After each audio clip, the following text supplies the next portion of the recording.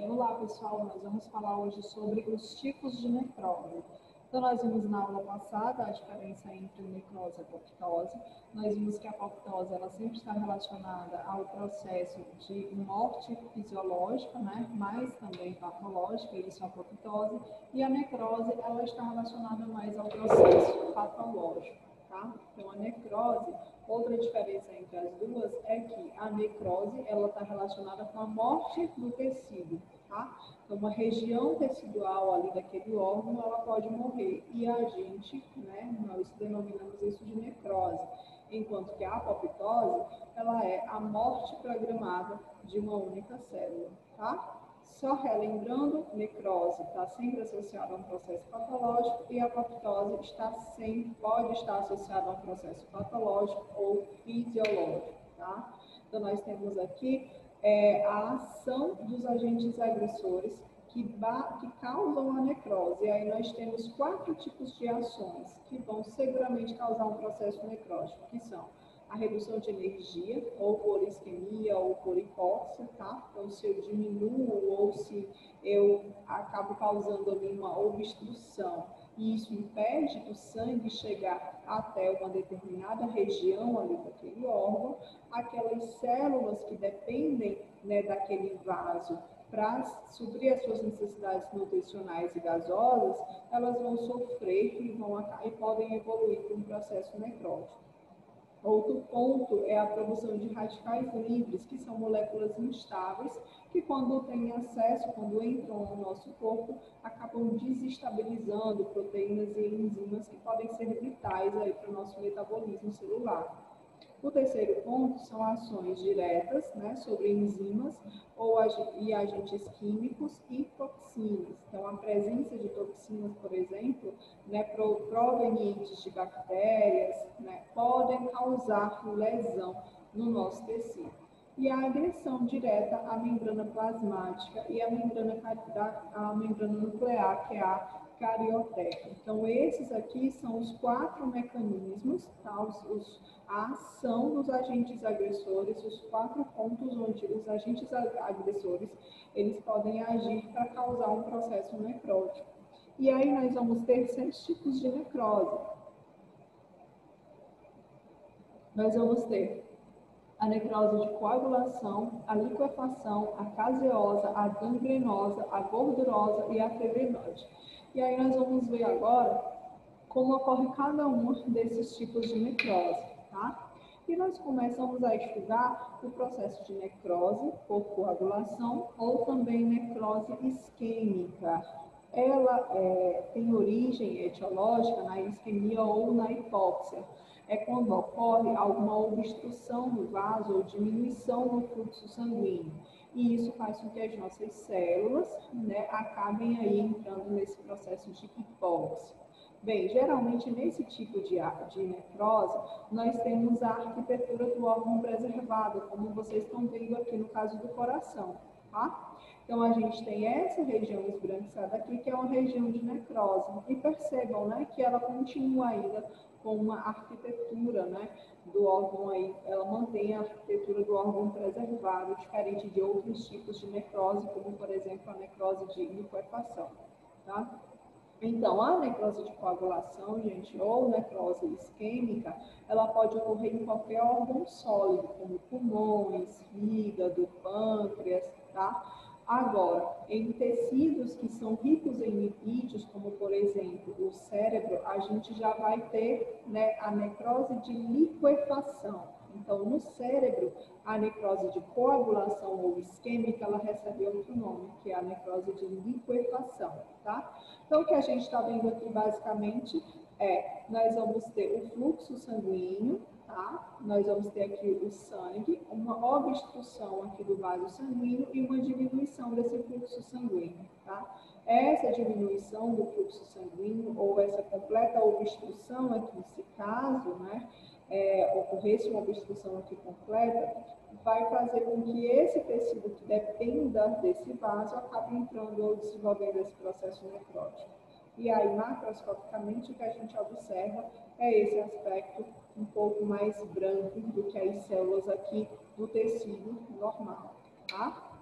Bem, nós estamos vendo aqui, né, um tumor, tá? E aí é muito comum a gente observar em massas tumorais que as células que ficam aqui nessa região mais central, elas apresentam um aspecto mais esbranquiçado, esse tecido, tá? Porque essas células aqui, elas já sofreram um processo de necrose. Então, quando a gente compara esse aspecto mais central com esse aspecto aqui mais periférico do tumor, a gente percebe que essa região aqui tem uma coloração diferente, porque as células aqui, elas estão metabolicamente, né, normais, digamos assim, tá? Porque essa região periférica, ela consegue receber, certo? Ela consegue receber, né, suprimentos sanguíneos, oxigênio com mais facilidade do que as células que estão nessa região aqui, na parte mais interior do tumor, tá? Bem, qual é o mecanismo, né, fisiológico que leva à necrose isquêmica, tá? Ou necrose de coagulação? Então, existe uma cascata de eventos, como a gente está vendo aí, que se inicia com a diminuição do suprimento sanguíneo. Então, a gente tem que pensar, se o sangue ele não consegue chegar até um determinado tecido, até uma determinada região daquele órgão, ocorre nessa região uma diminuição tanto da disponibilidade de nutrientes como de oxigênio. Isso, consequentemente, se a gente olhar aqui para o oxigênio, a gente vai ver que ocorre o aumento da hipóxia. O que é hipóxia? É quando o tecido está pobre, está carente, está escasso de oxigênio.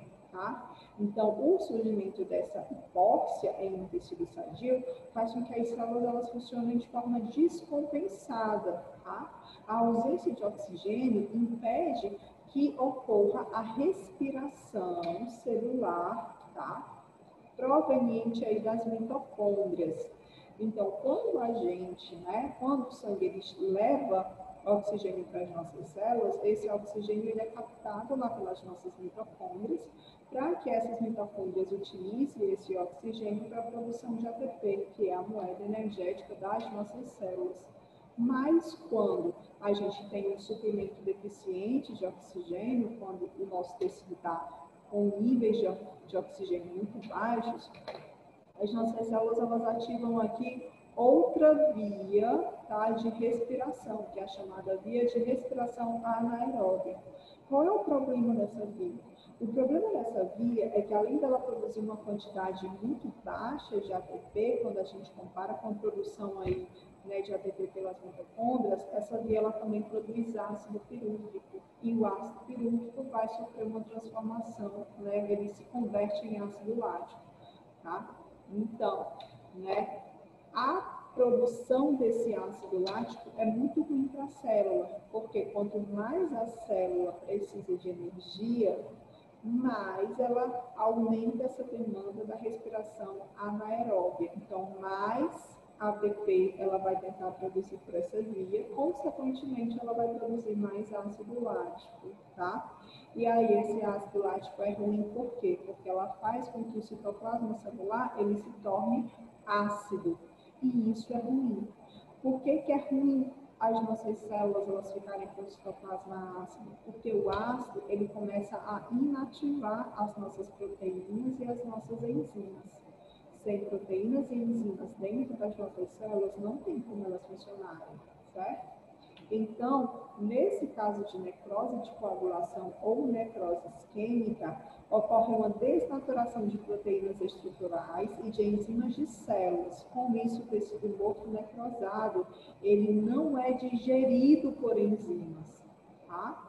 Então, diferente, por exemplo, do que acontece em casos de necrose, onde a gente tem a presença aí de enzimas lisossomais, que vão causar a autólise. Então, nesse caso aqui de necrose de coagulação ou necrose isquêmica, tá? Ocorre uma completa descompensação da célula, porque assim, todas as suas proteínas, por conta da acidose, elas param de funcionar, proteínas e enzimas. E aí a gente não tem o metabolismo celular, tá? Na necrose de coagulação ou isquêmica, a gente tem que observar duas características microscópicas importantes, que são alterações que ocorrem no núcleo e alterações que ocorrem no citoplasma. Então, vamos lá. alterações nucleares, né? Ocorre aqui, ó, o aumento da cariólise, ou seja, a ausência da cromatina. Se a gente for comparar essas células aqui, todas elas vão ter núcleo, tá? Só que essas células aqui mais centrais, percebam que elas não têm núcleo, ou elas têm um núcleo muito apagadinho. Então, essa característica de ter um núcleo, né, pouco corado significa que ocorreu ali a digestão da cromatina, né, ocorreu a cariólise, tá? Então, quanto mais cariólise eu tiver no meu tecido, mais extensa vai ser a área de necrose, tá?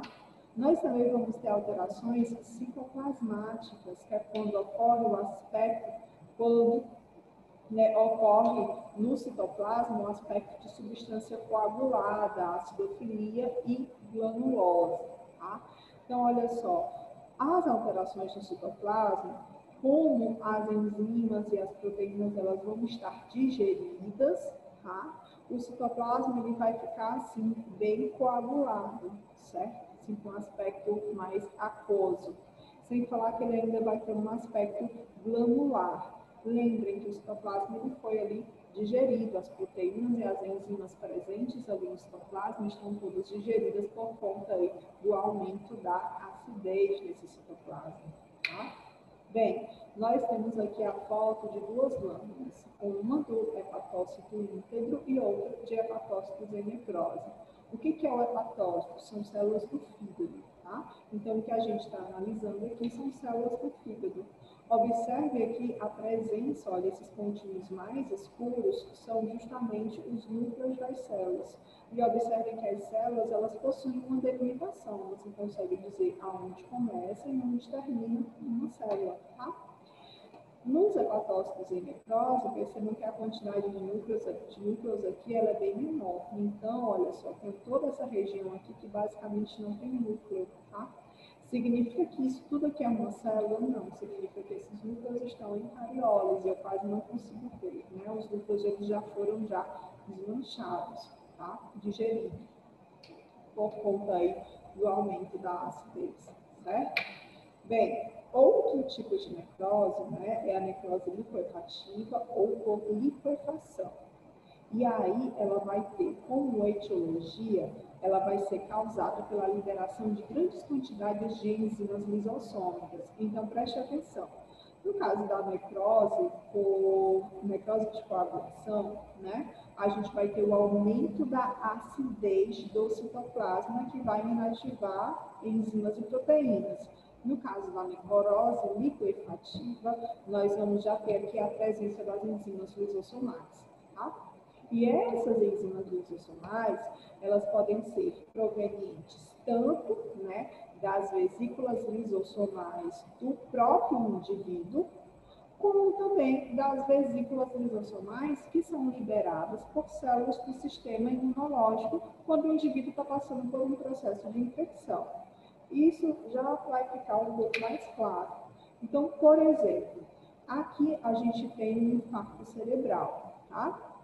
Então, nesse caso de infarto cerebral, ele não costuma haver parada completa, né, da circulação sanguínea, né? Mesmo que ocorra hipóxia, né, mesmo que ocorra isquemia, ainda nesse caso, tá? Ainda está passando uma pequena quantidade de sangue pelaquele vaso que está obstruído, tá? Ali no vaso está tendo uma obstrução parcial. Bem, acontece que essa pequena quantidade de sangue, né, que ainda está passando, ela vai levar para aquele tecido células, tá? Na verdade, essa redução acentuada na circulação, ela vai ser suficiente para matar os neurônios, tá? Mas que não impede a chegada de células sanguíneas ao local da lesão. Então, ocorre a diminuição no fluxo. Lembra da necrose de coagulação ou necrose isquêmica, que é todas as vezes onde ocorre a interrupção ou a diminuição do fluxo sanguíneo? É o que está acontecendo aqui, tá? Então, a diminuição do fluxo sanguíneo promoveu ali a morte do tecido por hipóxia, por anóxia, tá? Então, aquela quantidade de sangue, de nutrientes, ela não está sendo capaz de suprir as necessidades daquelas células do sistema nervoso, que são os neurônios, no caso. E isso vai fazer com que esse tecido ele entre, né, em morte celular, as células comecem a morrer por falta, por privação de oxigênio. Bem, tá? Como esse tecido ele vai morrer? E ele é um tecido, né, que ele é muito rico em lipídios, ele é um tecido muito gorduroso, é só vocês lembrarem que os neurônios, ele vai ter, né, o corpo celular, ligado ao corpo celular, a gente vai ter o axônio, e esse axônio, ele vai ser envolto por várias bainhas de mielina, tá? Que são estruturas são estruturas, né, formadas de lipídios, né? São estruturas compostas por lipídios. Enfim, né? Dando essa relembrada aí nas células do sistema nervoso, a gente vai ver que ocorre, né, que o tecido nervoso, como ele é um tecido muito rico em lipídio, mesmo diante de um processo isquêmico, tá? Macroscopicamente, a gente vai observar uma característica diferente, que é esse aspecto tecidual mais liquefeito, tá? Então, se o coração, por exemplo, como a gente viu no slide passado, nós vimos aí o caso de um coração que tinha sofrido, né, uma necrose isquêmica, e aí você via lá uma parte, né, do tecido necrosado, e esse tecido se apresentava completamente sem cor. Aqui, no caso da necrose de liquefação, né, como é uma característica do tecido ser rico em lipídio, por mais que a causa seja a mesma, que é a isquemia, esse tecido ele se apresenta, né, liquefeito, tá? Então, ele se apresenta mais aquoso. Então, olha só, há um rápido aparecimento de células fagocitárias provenientes da microglia, e isso faz com que esse tecido ele possa ser removido em poucos dias, esse tecido necrosado, tá? Então, aqui a gente tem exemplos, olha, da necrose de liquefação aqui e aqui para vocês verem melhor, tá bom? Então, olha só, isso é no caso, né, aqui de necroses isquêmicas, por exemplo, quando a origem é isquêmica. Mas quando a origem envolve um micro-organismo, envolve uma infecção, tá? A gente tem aqui, por exemplo, o caso dos abscessos, eu coloquei como exemplo os abscessos odontogênicos. Esses abscessos, eles ocorrem, né, são áreas de infecção bacteriana purulenta que produzem uma nova cavidade no tecido, tá? Essa nova cavidade resulta em necrose liquefativa por ação das enzimas proteolíticas das próprias bactérias e dos neutrófilos atraídos para combatê-las. O que é que significa isso, tá? Significa que a gente tem uma infecção bacteriana no tecido e à medida em que essa colônia de bactérias ela começa a crescer e a se expandir e a secretar as suas toxinas que também vão ajudar na degradação do tecido, a gente começa a ter, né, sendo recrutado ali para aquele tecido uma série de células do sistema imunológico, tá? Dentre elas os neutrófilos.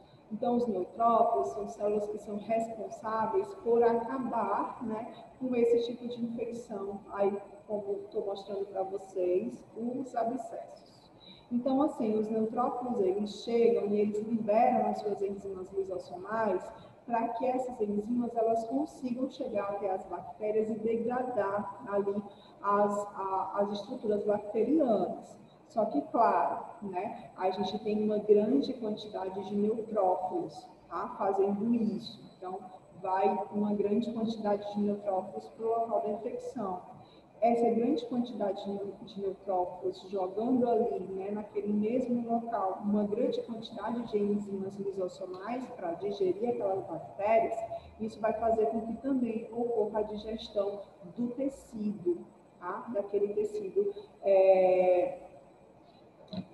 tecido que está sendo atacado pelas bactérias. E, além do mais, os neutrófilos, eles também acabam morrendo. E é essa grande quantidade de neutrófilos mortos que começam a se acumular ali né, ao arredor dos abscessos, que vai dar origem ao que a gente chama de secreção purulenta ou pus, tá? Então, o abscesso, ele vai ser dolorido, inchado, por conta da grande quantidade de secreção purulenta.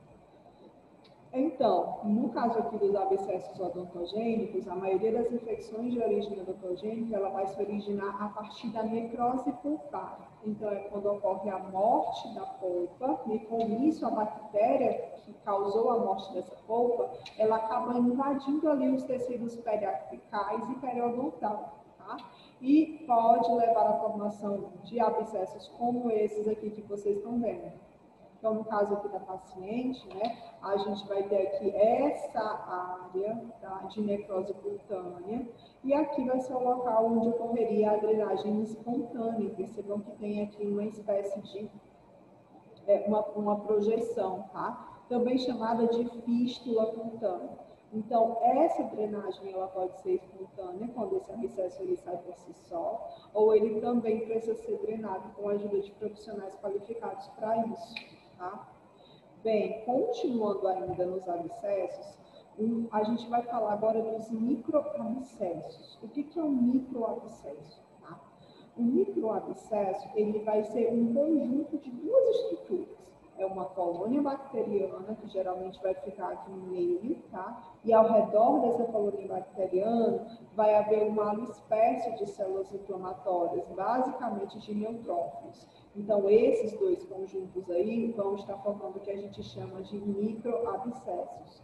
E a gente vai ter muita presença desses microabscessos em casos de necrose liquefativa, tá? Porque à medida que os neutrófilos eles vão chegando, liberando suas enzimas e vão morrendo, eles vão degradando aquele tecido. E aí o que você tem, né, para externar, para drenar, geralmente vai ser ali um tecido que se transformou em algo viscoso, certo? Então aqui a gente tem um caso, olha só, de neutrófilos degenerados aqui do lado e sempre no meio que a gente vai ter bactérias, tá? Aqui a gente vai ter o exudato purulento, que é basicamente, olha só, todas os leucócitos, né, que foram, os neutrófilos que foram, né, mortos aqui nessa batalha. E aqui a gente vai ter as fibras miocárdias em necrose liquefativa, quer dizer que as fibras do coração, de tanto os neutrófilos estarem ali liberando as suas enzimas lisossomais, as fibras, né, do músculo cardíaco acabam sofrendo e se liquefazendo também. Tá? Bem, outro caso aqui de necrose é a necrose caseosa ou necrose por degeneração. Nesse tipo de necrose, a etiologia é a ação de degradação progressiva e irreversível feita por enzimas de tecidos lesionados. Então, geralmente, a necrose caseosa, ela vai ter aspecto, assim, de queijo, tá? De massa de queijo, assim, muito parecido com a ricota, por exemplo. Então, o tecido necrosado, ele tem um aspecto amorfo, tá? Não tem forma. Ele geralmente vai ser ou branco ou amarelado. Vai ser um tecido pastoso e seco, devido às células mortas que tornam aí, faz com que o tecido fique aí, essa massa granular friada. E aqui, se vocês forem olhar, existem vários pontinhos brancos aqui desse tecido que não tem, assim, uma forma muito definida, tá? E no caso da necrose gaseosa ou de degeneração, ela divide ali as características tanto da necrose coagulativa como da necrose, né, liquefativa, tá? Nós temos aqui nesse caso os granulomas da tuberculose. Então, a necrose caseosa, se eu for pedir na prova um exemplo, né, de onde ela ocorre, vocês podem colocar que ocorre em infecções, né, como a tuberculose. Bem, nós temos, no caso da necrose caseosa, observações microscópicas importantes que a gente faz no tecido. É importante que a gente veja, olha só, que existe uma área de delimitação, né, que delimita aí onde está o tecido necrótico. Então, na necrose gaseosa, a gente consegue perceber muito bem isso. Olha, aqui a gente tem uma região de tecido onde basicamente você vê tudo muito homogêneo. E logo depois, o que a gente tem aqui? Uma grande massa de macrófagos, que são células relacionadas ao processo de fagocitose. Tá? São células que a função dela é fagocitar, retirar, limpar aquele tecido necrosado. Então, aqui a gente tem uma grande quantidade de necrófagos fazendo isso com esse tecido. Bem, outro aspecto que a gente pode ver, além dessa delimitação muito proeminente, é que nessa necrose pode apresentar focos de calcificação. E aí a gente vai estudar esse processo de calcificação em outra aula, tá? Mas é muito comum, em alguns casos de necrose, claro, a gente perceber a presença de pontos de cálcio, né? O tecido ele foi necrosado, mas além de ser necrosado, existem ali pontos, né? Onde houve o acúmulo de cálcio nesse tecido, tá? Mas isso é assunto para outra aula. Bem, a gente vai ter também a presença de núcleos piquinócitos e cariorex devido à autólise rápida, tá? Então, o que é autólise? Lembra lá da aula de introdução à necrose. A autólise é quando a própria célula, né, ocorre uma descompensação no metabolismo celular, tá?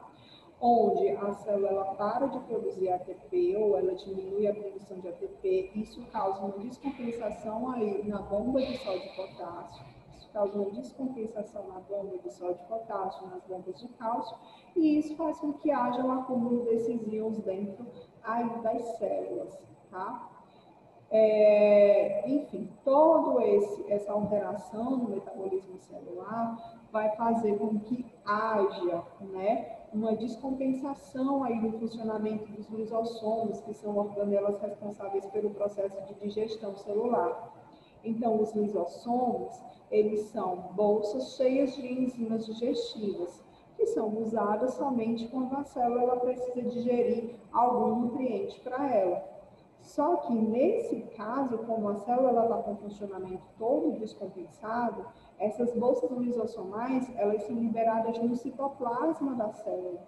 Então, todas essas enzimas lisossomais agora presentes no citoplasma celular começam a degradar tudo ao seu redor, tá? E isso vai fazer com que a célula não morra, inclusive com que ela tenha essa perda de delimitação, tá? Que é esse próximo tópico aqui, quando a perda da arquitetura e do detalhe celular. Bem, está sendo tudo digerido dentro da célula. Proteína, enzima, lipídio, organela, carboidrato, tudo, tá? Então, quando essas enzimas lisossomais, né, que têm todo esse poder de digestão, chegam até a membrana, elas começam a degradar toda a membrana celular. E como uma célula é do lado da outra, ela começa também a degradar, né, a estrutura celular ali de células vizinhas, tá? E como a gente está falando de necrose, lembra que o que provoca a necrose caseosa não está acontecendo em uma única célula, está acontecendo, né, ali em todo o tecido, a nível tecidual. Então, todo esse processo está acontecendo ali naquele local do tecido, tá? E aí eu tenho uma massa, uma morte celular massiva, várias células morrendo ali simultaneamente. E aí ocorre essa perda, né? Por conta da perda da membrana celular, a gente tem a perda da arquitetura das células. E aí vai tudo se transformando em uma massa homogênea, uma sopa, tá? De estruturas celulares digeridas, que é justamente essa região aqui que a gente consegue ver, perceber bem homogêneo, tá? O tecido, ele fica geralmente com esse aspecto aqui, ó, bem rosa. E aí a gente consegue delimitar aqui, né, regiões, né, onde ocorreu esse tipo de necrose. Nós temos a necrose gomosa, e aí a necrose gomosa é um tipo de necrose por coagulação, no qual o tecido necrosado ele vai adquirir um aspecto compacto, elástico, né, como goma, como se fosse assim, uma borracha. E esse tipo de necrose ele é observado principalmente na sífilis tardia ou sífilis terciária, tá? E também é chamado de goma sifilítica. Outro tipo de necrose é a necrose gordurosa, também chamada de esteatonecrose ou necrose enzimática. A necrose enzimática, e aí eu vou dar um exemplo logo para vocês aqui, é o que ocorre, por exemplo, no que a gente chama de pancreatite aguda, tá? O que é o pâncreas? O pâncreas, ele é um órgão, ele é uma glândula mista. O que é uma glândula mista? O pâncreas, ele atua na produção tanto de hormônios, e aí nós vamos ter a insulina e o glucagon, que são hormônios que são liberados na corrente sanguínea para fazer o controle aí, né, dos níveis de açúcar no sangue, tá? Mas o pâncreas, ele também tem uma função, outra função, que é a produção de enzimas digestivas, que são liberadas aí logo na primeira alça do intestino delgado, que é o duodeno, certo? Então, o que acontece? O pâncreas, assim como alguns órgãos do nosso corpo, como o cérebro, tá? Os nossos intestinos, as glândulas suprarrenais, que são dois chapeuzinhos que a gente vai ter aí em cima dos nossos rins, também são glândulas que também são ricas em tecido adiposo, tá? As nossas glândulas mamárias, que são glândulas também ricas em tecido adiposo. Então, o pâncreas, assim como essas glândulas, tá? Ele é muito rico em tecido adiposo. Então, a necrose gordurosa, ela vai ocorrer nesse tipo de tecido que é rico em adipócito, tá? E aí, voltando aqui, no caso da pancreatite aguda, o que acontece? O que é a pancreatite aguda, onde ocorre a necrose gordurosa? Ela é uma inflamação do pâncreas que é localizado atrás do estômago, tá? Que provavelmente dura poucos dias. Então, é uma inflamação com uma duração curta. Geralmente, né, nas crianças, a etiologia da pancreatite aguda se dá através de traumas, tá? Lesões no abdômen, alguns medicamentos, certas infecções virais e a falta de sangue no pâncreas. Então, esses componentes, eles podem desencadear a chamada pancreatite aguda. Tá. Então, a gente já sabe o fator etiológico, a gente já sabe que o principal exemplo que nós vamos utilizar no caso da necrose gordurosa é a pancreatite aguda, mas, de fato, o que é, né? Qual é a fisiopatologia da pancreatite aguda? Bem, então vamos lá. Acontece que o pâncreas, como ele é uma glândula, ele é cheia de ilhotas, que são chamadas de ilhotas pancreáticas, tá? E aí a gente vai ter aqui a presença desses arcinos. Os arcinos, que são como se fossem anéis de células, que ali estão constantemente produzindo substâncias, produzindo, né, produzindo hormônios, produzindo substâncias que vão ser liberadas, né, para a corrente sanguínea. Bem, acontece que, né, ocorre, por algum motivo, por esses fatores etiológicos que eu já falei, um extravasamento de enzimas desses arcinos pancreáticos, tá? E como o pâncreas ele é muito rico em tecido adiposo, essas enzimas que são liberadas por essas células lesionadas, elas acabam começando a digerir essas enzimas, o tecido gorduroso do pâncreas, entendeu? Então, olha só, a gente tem aqui a forma de necrose, né? A necrose gordurosa é a forma de necrose que compromete os adipócitos, tá? E quando ocorre no pâncreas, ela vai comprometer os adipócitos que estão presentes no pâncreas, tá? Bem, na pancreatite, e aqui eu tenho uma explicação mais clara, ocorre a necrose enzimática gordurosa no pâncreas. Ocorre uma intensa liberação de lipases, que são enzimas responsáveis pela degradação de lipídios, pela digestão dos lipídios nesse órgão, os quais podem atingir o próprio tecido adiposo pancreático, destruindo completamente esse tecido. A ligeira basofilia observada no tecido adiposo necrosado indica um leve grau de mineralização de depósitos de cálcio, tá? A calcificação secundária, a necrose, é um dos caminhos que o tecido necrótico pode assumir. Então, resumindo, a pancreatite aguda ocorre a partir do extravasamento de lipases, que são células que são responsáveis por degradar, digerir os lipídios, E essas lipases, elas vão atuar justamente em cima dos adipócitos, que são células que vão estar armazenando gordura. E aí, o que vai acontecer macroscopicamente, né, com o órgão? Vai acontecer um processo que a gente chama de saponificação, que é onde ficam, olha só, essas enzimas aqui mais esbranquiçadas, essas bolhas aqui esbranquiçadas, certo? Então, esse aí é um processo de saponificação, que é quando eu tenho contato da gordura com o ácido, tá? E aí isso vai formar uma estrutura parecida com o sabão. É só vocês lembrarem, não sei também se vocês sabem, que a forma de se fazer sabão envolve justamente, né, pegar uma base, que no caso é o hidróxido, acho que é o hidróxido de sódio, a solda cáustica, né? Eles pegam a solda cáustica e misturam essa solda cáustica com gordura, tá? Então, esse processo é chamado de saponificação.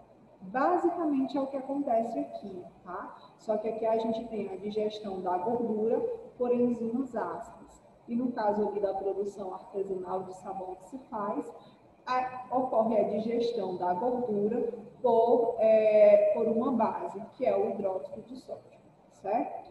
Bem, aqui, né, a gente vai ter geralmente um processo inflamatório se estabelecendo, ocorre por conta disso o aumento do tamanho do órgão, tá? Esse órgão ele vai ficar com vários pontos de coloração, pontos brancos e de coloração brilhante, e essas áreas brancas é onde ocorreu aí a saponificação, essa reação entre um ácido e a gordura.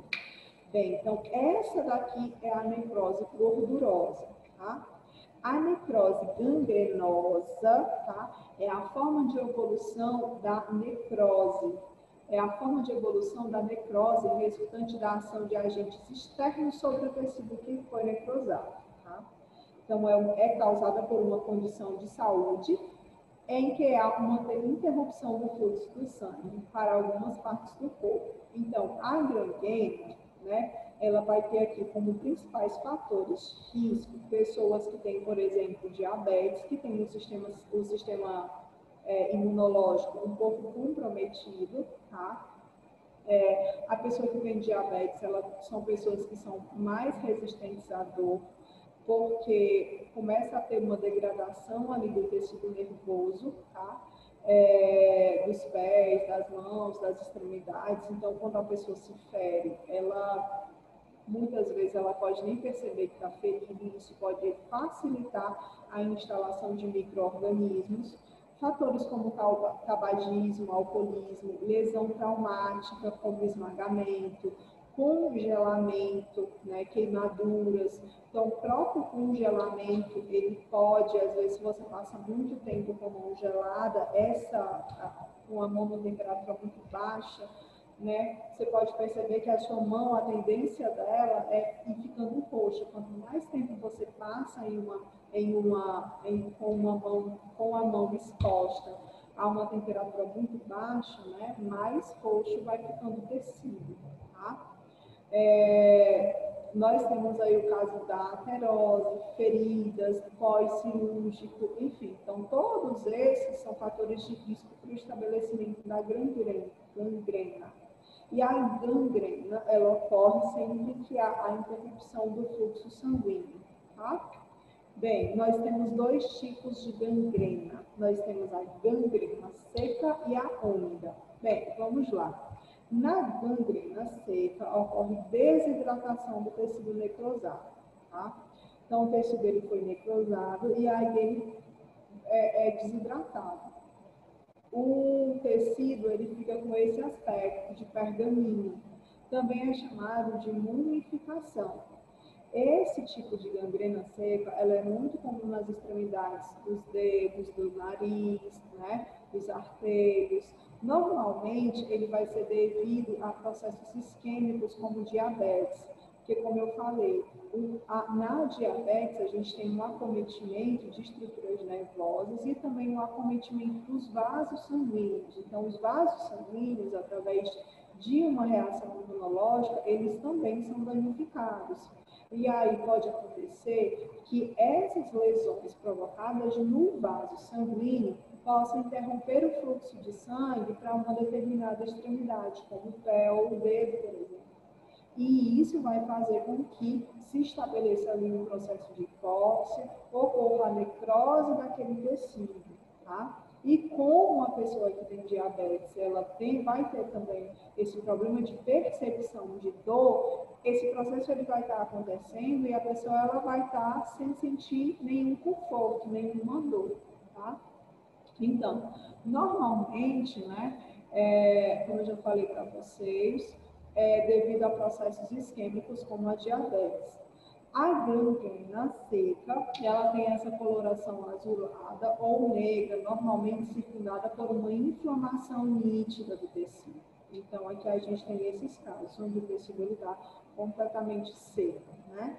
Pode ocultar, sim. Muitas vezes a pessoa ela pode passar por um processo, né, de perda do membro, por conta da gangrena, tá? Nós também temos o caso de gangrena úmida, que é quando ocorre uma invasão da região necrosada por micro-organismos anaeróbios. O que são micro-organismos anaeróbios? São aqueles micro-organismos produtores de enzimas, tá? Que tendem a liquefazer, eles vão estar digerindo o tecido. E aí eles acabam produzindo gases de odor fétido, acumulando ali bolhas juntamente com esse material liquefeito. A gangrena úmida, ela é comum em necrose de intestinos, pulmões e pele e depende das condições de umidade. Percebam que tanto os pulmões como o nosso intestino geralmente são áreas onde a gente tem uma grande quantidade de água, tá? E pele, certo?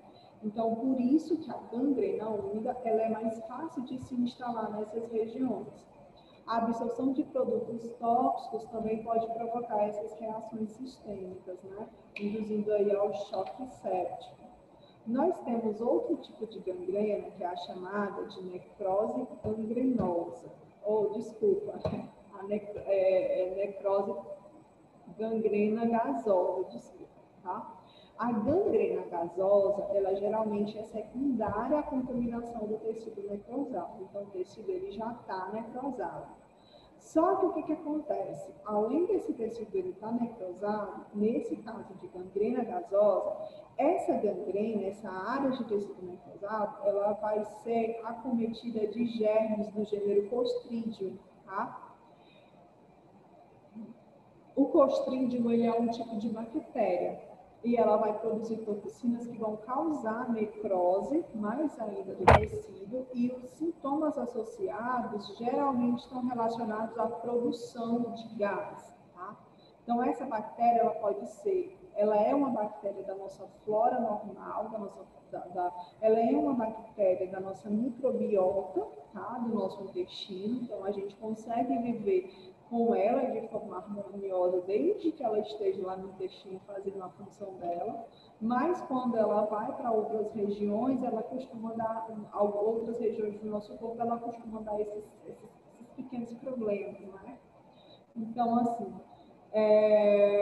a gangrena gasosa, ela ocorre nos locais onde já ocorreu algum trauma, onde já tem alguma ferida, ou foi feita alguma cirurgia recente.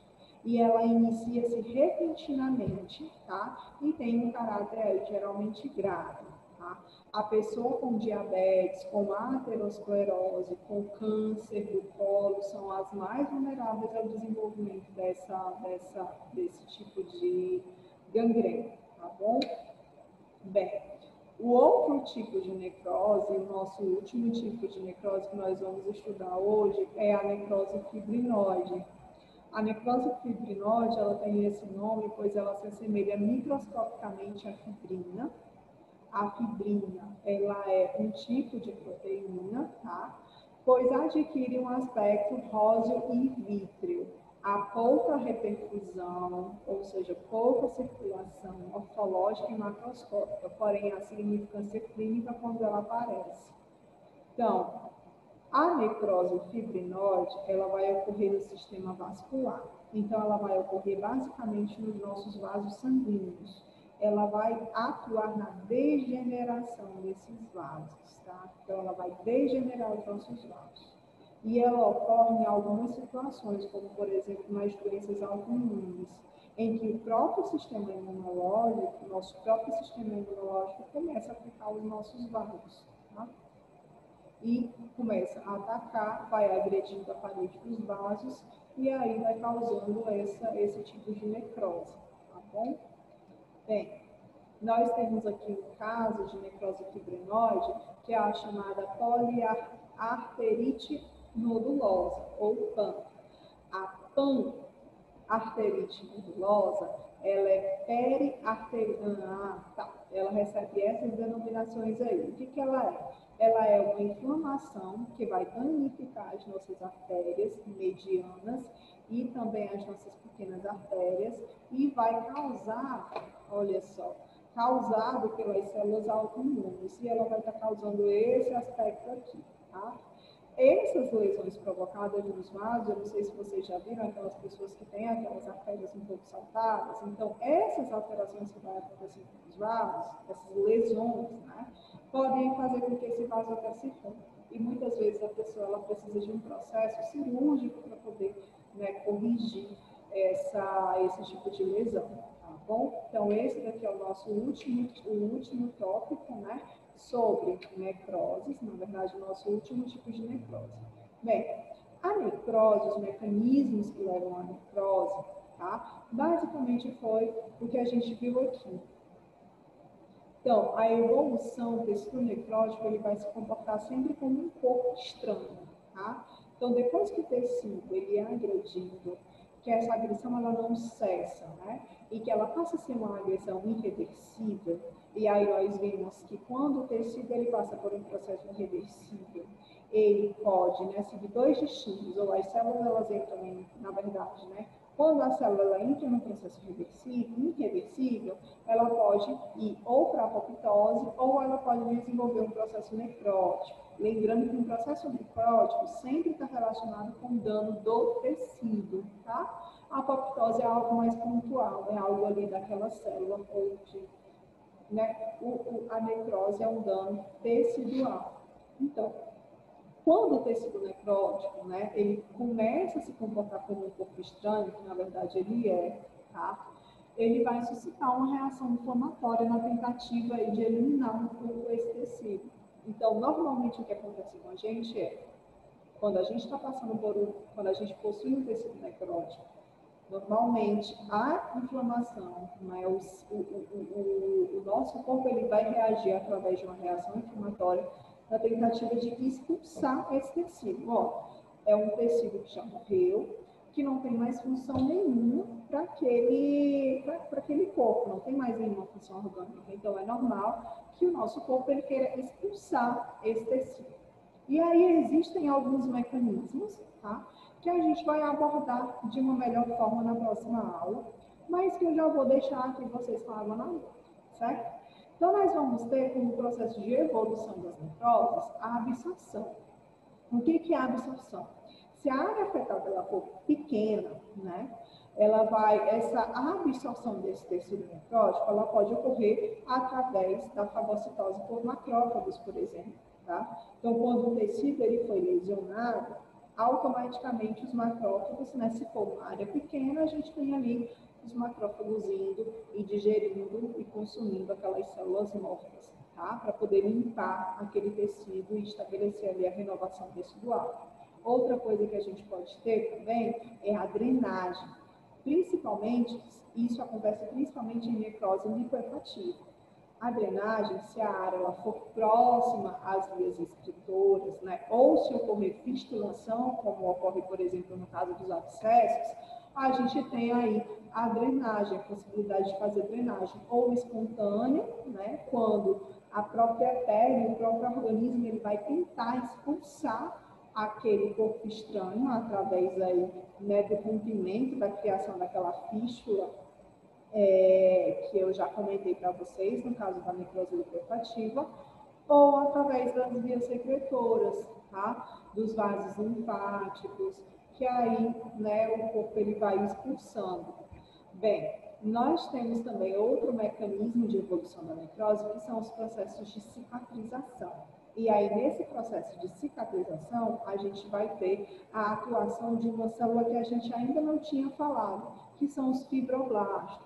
Então, os fibroblastos são células, né, que estão presentes aí no nosso tecido conjuntivo, tá? E que a função deles aí é ir substituindo o tecido que foi lesionado, né? A substituição do parênquima necrótico por um tecido conjuntivo fibroso. Então, ele vai fazendo aí uma substituição do tecido naquele local onde ocorreu a lesão, tá? Bem, nós temos outro tipo de evolução que é a calcificação, tá? Que é comum na necrose gaseosa. Muitas vezes a gente tem alguns casos de, por exemplo, infecção por bactéria. Então, o organismo ele vai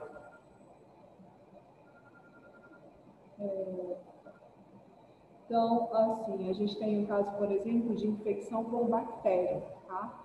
E aí, o organismo, quando ele consegue matar essa bactéria, ele encapsula essa bactéria. E através ali ele vai encapsulando essa bactéria em uma cápsula de cálcio, tá? Para que essa bactéria ela possa progressivamente sendo expulsa do corpo. Nós temos o encistamento ou sequestro, que é quando ocorre a formação de pseudocistos, né, nas áreas de necrose. E geralmente isso ocorre quando há uma ampla limitação da absorção. Pessoal, basicamente essa é a nossa aula aí dos tipos de necrose. Eu espero que vocês estudem bastante, leiam bastante sobre o tema, tá bom? E eu vou ficando por aqui. Um beijão para vocês e até mais.